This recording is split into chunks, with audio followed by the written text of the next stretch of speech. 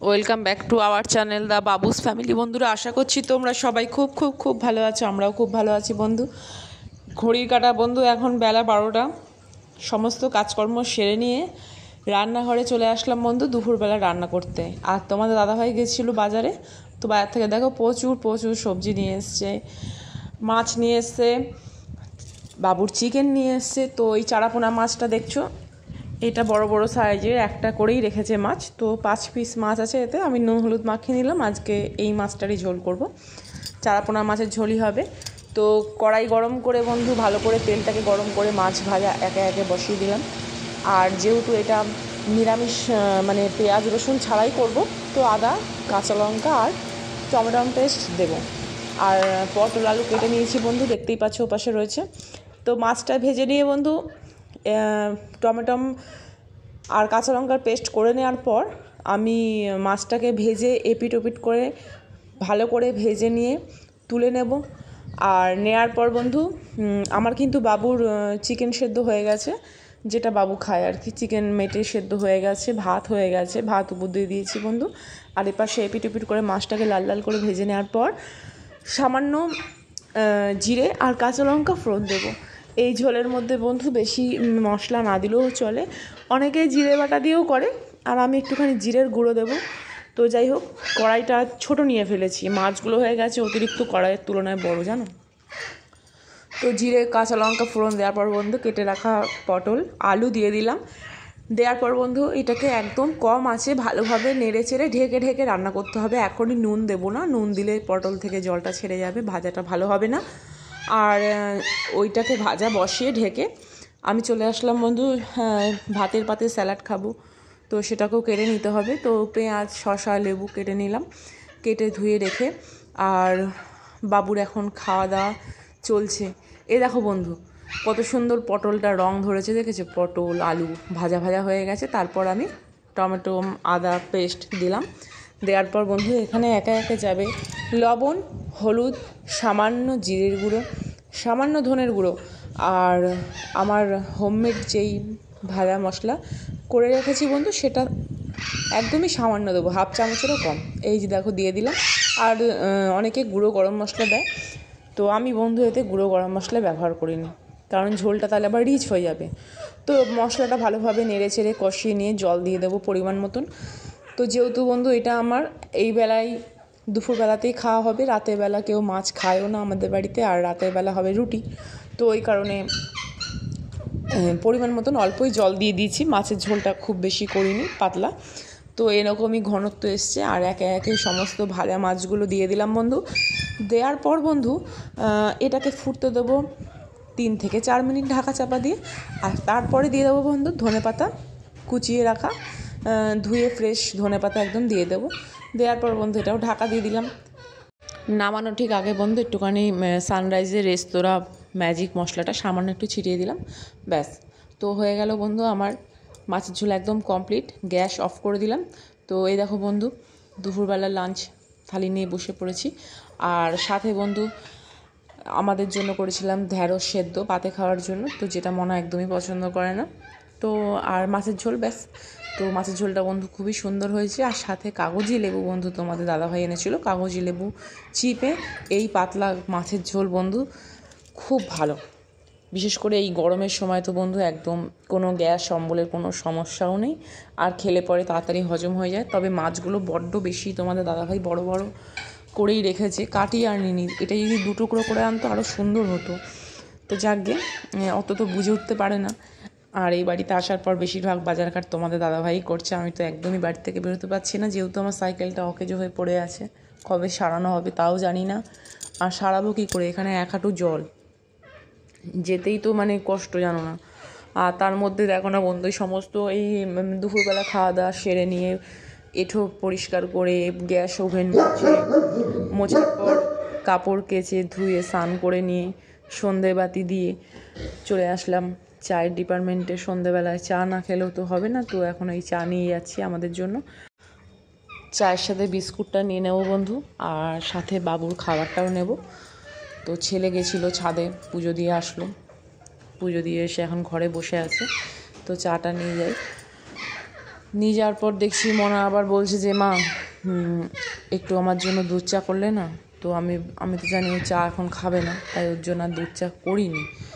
তো চাও খায়ও না বন্ধু। তো আমি আর তোমাদের দাদাভাই চাটা খেলাম। খাওয়ার পর ওই যে বাবুর খাবার নিয়ে বসে আছি। তোমাদের দাদাভাই এসে একটুখানি ওকে আদর করবে, একটুখানি বল নিয়ে খেলা করার পর ভুলিয়ে ভালি খাবারটা খাওয়াবে। তো বাবুর সাথে এখন বসে একটুখানি এই সময়টা বন্ধু এই সময়টা হাতে অনেকটা সময় আর কি, একটুখানি শান্তিতে বসে চা খায় নিরিবিলি। কেন কি সমস্ত কাজকর্ম শেষে, এখন আর কোনো কাজকর্ম নেই। আবার সেই রাতের বেলা তোমার দাদাভাইয়ের জন্য 3টে রুটি, আর আমার ওবেলার ভাত আছে একটুখানি। আমি এক গাল ভাত থাকে, ওই এক মুঠো ভাতই খেয়ে থাকি বন্ধু রাতের বেলা, নয়তো বেশিরভাগ দিন মুড়ি, ব্যাস। রুটি খাই না, কিচ্ছু না। কেন কি রুটি খেলে আমার পেট ভার হয়ে থাকে। আর এই দেখো বন্ধু, বাবু এখন খাচ্ছে রয়্যাল ক্যান। খাওয়ার পর খাবে জল খাওয়ার পর এখন এসে বসবে বাবার কাছে বল নিয়ে দৌড়াদৌড়ি করবে খানিকটা, করে যখন হাঁপিয়ে যাবে তখন আবার হাড় খেতে বসবে। একটার পর একটা প্যাকনা আছে কিন্তু, জানো তো। আর রাত 12টার পর ওর আবার একটুখানি বিস্কুটের খিদে পায়। ঠিক শোয়ার রাতে মানে আগে শুতে যাবে, তার আগে বাবার সাথে আবার একটুখানি বল নিয়ে খেলা করে তারপর বিস্কুট খাবে। 2টো বিস্কুট খেয়ে তারপর ঘুমাতে যাবে। তো যাকে আজকে বন্ধু চাটা খাওয়ার পর ওর বাবা বলছে মনাকে, মনা আগের দিন তোর একটুখানি চটপটি খেতে ইচ্ছা করছিলো, আজকে ইচ্ছা করছে না? তো মনা বলছে না, আমার আজকে কিছু খেতে ইচ্ছা করছে না। তো বললো যা একটুখানি চাউমিন করে নিয়ে আয়।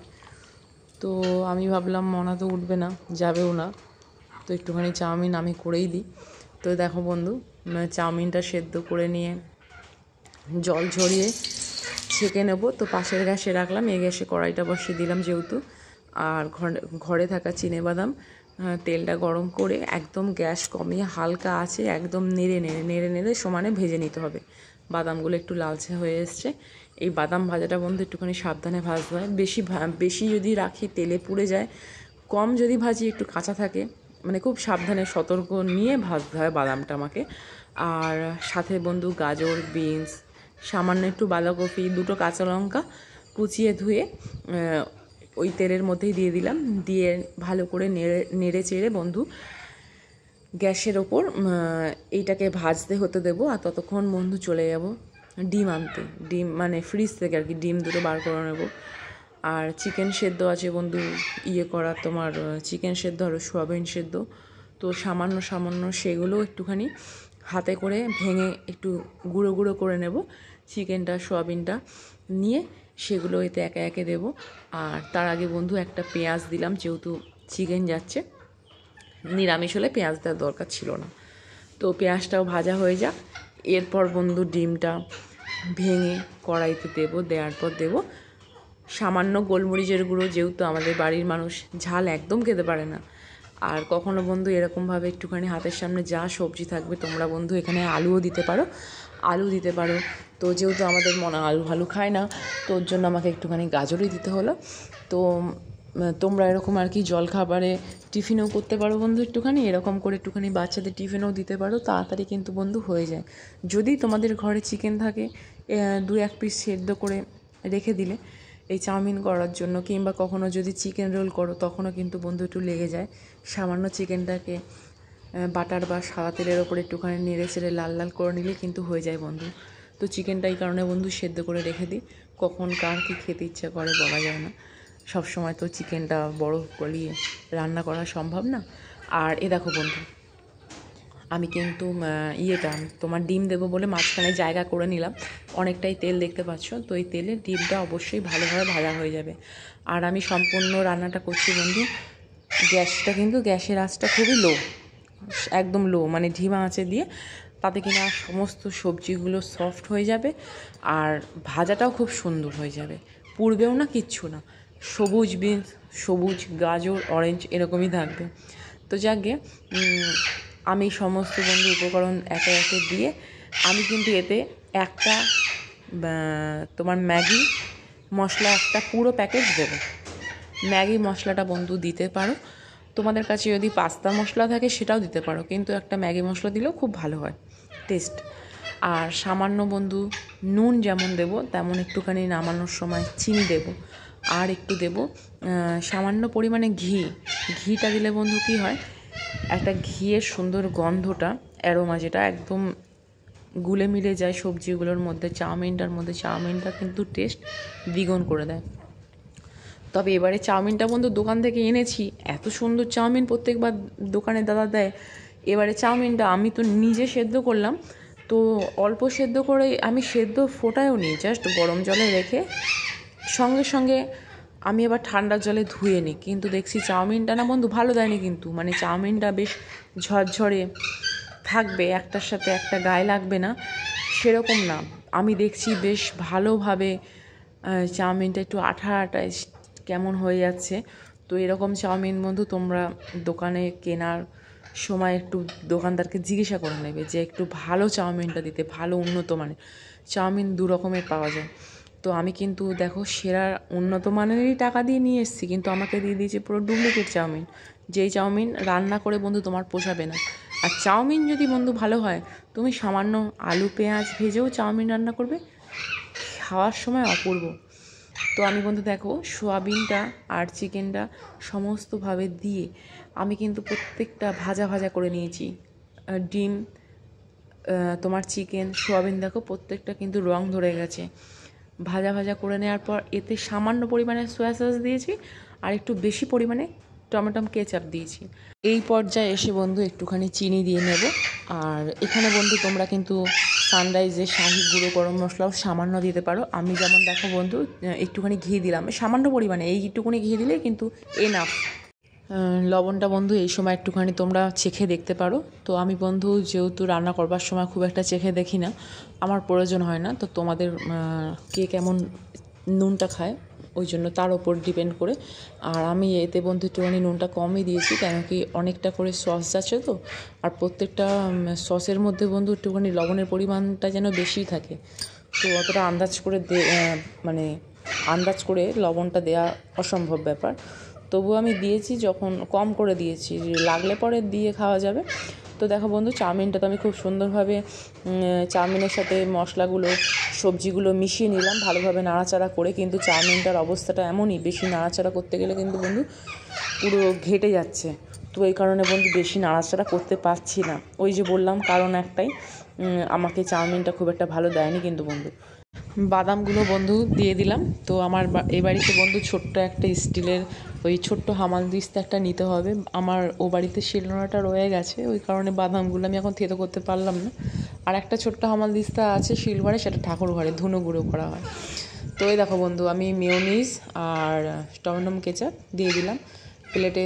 ওদের বাবা মেয়ের জন্য খাবারটা তুলে নিলাম। মনা তো খেয়ে বলছে মা খুবই ভালো হয়েছে। আর তোমাদের দাদা ভাইয়েরটা রেখে দিলাম, ও গেছে একটু বেরিয়েছে, এসে খাবে। আর এই দেখো বন্ধু আমার বাবু এখানে চুপ করে বসে আছে। ভিডিওটা বন্ধু ভালো লাগলে অবশ্যই আমার চ্যানেলটা সাবস্ক্রাইব করো বন্ধু, সাবস্ক্রাইব করতে ভুলো না। আজকের মতন এতটুকুনি, দেখা হচ্ছে তোমাদের সাথে নেক্সট ব্লগে, ততক্ষণের জন্য টাটা।